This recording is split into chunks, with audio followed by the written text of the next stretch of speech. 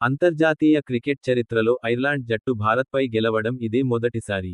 ఊహించని ఓటమికి ప్రధాన కారణాలను ఈ క్రింది విధంగా విశ్లేషించవచ్చు.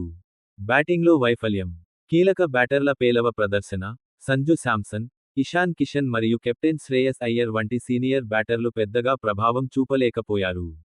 ఐర్లాండ్ బౌలర్ల వ్యూహాలకు తలొగ్గి తక్కువ పరుగులకే పెవిలియన్ చేరారు. బౌలింగ్లో మధ్య ఓవర్లలో వైఫల్యం. ప్రసిద్ధ్ కృష్ణ ఖరీదైన బౌలింగ్. అతను వేసిన ఒకే ఓవర్లో 27 పరుగులు ఇవ్వడం మ్యాచ్ మలుపు తిరగడానికి ప్రధాన కారణమైంది. అలాగే వాషింగ్టన్ సుందర్ కూడా ధారాళంగా పరుగులు సమర్పించుకున్నారు. ఐర్లాండ్ బౌలర్ల అద్భుత ప్రదర్శన. తొలిసారిగా అరంగేట్రం చేసిన ఆటగాళ్లు. ఐర్లాండ్ తరపున అరంగేట్రం చేసిన మాథ్యూ హోలార్డ్ మరియు జై మూండ్రా భారత బ్యాటింగ్ను దెబ్బతీశారు.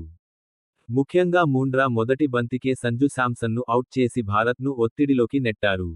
పరిస్థితులకు తగ్గట్టుగా ఆడలేకపోవడం. వాతావరణం మరియు పిచ్పై కాస్త పచ్చిక ఉండటంతో బంతికి మూవ్మెంట్ లభించింది. భారత్ ఆ పరిస్థితులకు అనుగుణంగా బ్యాటింగ్లోనూ, బౌలింగ్లోనూ సరైన ప్రణాళికలు అమలు చేయలేకపోయిందని కెప్టెన్ శ్రేయస్ అయ్యర్ స్వయంగా అంగీకరించారు.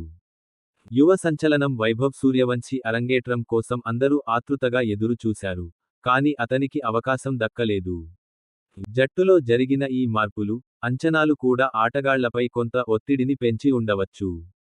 మొత్తంగా, ఐర్లాండ్ జట్టు కఠిన పరిస్థితుల్లో అద్భుతమైన పోరాట పటిమను కనబరిచి గెలవగా, భారత్ తన బ్యాటింగ్ మరియు బౌలింగ్ విభాగాల్లో జరిగిన తప్పుల వల్ల ఈ చారిత్రక ఓటమిని మూటగట్టుకుంది.